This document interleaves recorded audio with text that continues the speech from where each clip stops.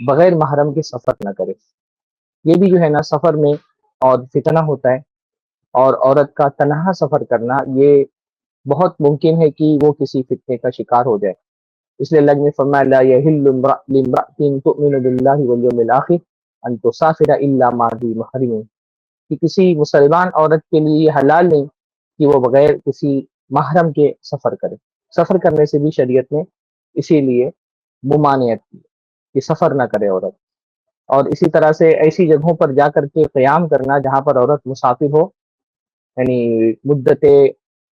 سفر میں رہے کسی شہر میں جا کر کے، اتنے دن وہ قیام نہیں کر سکتے کیونکہ اس حالت میں بھی وہ مسافر ہوتی، یعنی جہاں پر اتنا لمبا سفر ہو کہ اس کو سفر کہا جاتا ہو، اور وہاں پر ٹھہرنا ایک دم مقیم کی طرح نہ ہو، جیسے مقیم ایک رہتا ہے اور اس کو نماز قصر نہیں کرنی پڑتی ہے۔ اگر کہیں پر جا کر کے مقیم ہو گئی کسی شہر میں اور وہاں فتنے کا خوف نہیں ہے تو بغیر محرم کے وہ مقیم تو رہ سکتی ہے،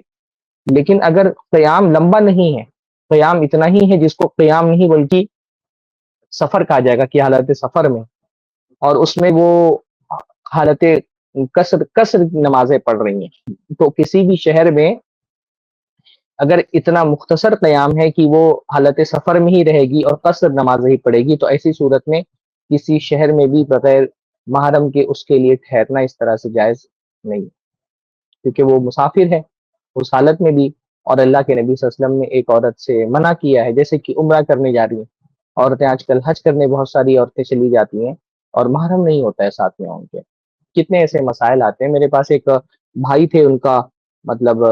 ٹور تھا اور ایک ٹور اینڈ ٹریولس میں وہ کام کرتے تھے،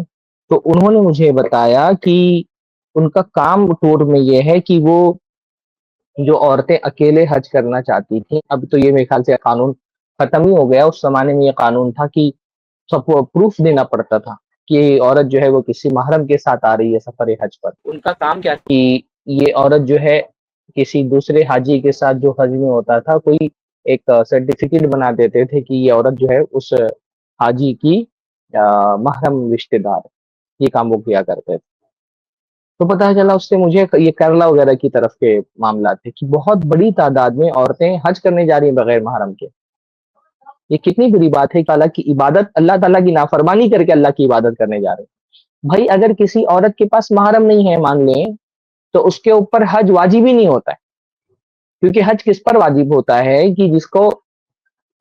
جس کے پاس حج کرنے کی استطاعت ہو، اور حج کرنے کی استطاعت میں سے ایک چیز کیا ہے کہ کوئی محرم ہونا چاہیے جو سفر حج میں عورت کے ساتھ رہے مستقل۔ تو اگر کسی عورت کے پاس ایسا محرم موجود ہی نہیں ہے تو پھر اس کے اوپر حج ہی واجب نہیں ہوگا، تو بلا وجہ تکلف کی کیا ضرورت ہے؟ عمرہ کرنے کے لیے عورتیں جا رہی ہیں، شارٹ کورس کرنے کے لیے انڈیا سے باہر جاتی ہیں اور وہیں پر جو ہے وہ لمبا وقت گزارتی ہیں۔ تو یہ بھی جو طریقہ ہے نا کہ یعنی مدت سفر کے اتنا کہیں پر ٹھہرنا، اگر مدت قیام ہے وہاں پر وہ مقیم ہو گئی ہے اور وہیں پر وہ ٹھہر گئی ہے، وہاں پر وہ مسافر نہیں سمجھی جاتی ہے بلکہ وہاں کی مقیم سمجھی جاتی ہے، تب تو قیام کی اجازت ہے کسی اجنبی شہر میں، بشرطے کہ کوئی فتنے کا خوف نہ ہو، لیکن بطور مسافر وہ کہیں نہیں جا سکتی ہے۔ شریعت میں بغیر محرم کے سفر کرنے کی اجازت ایک عورت کو نہیں دی گئی ہے۔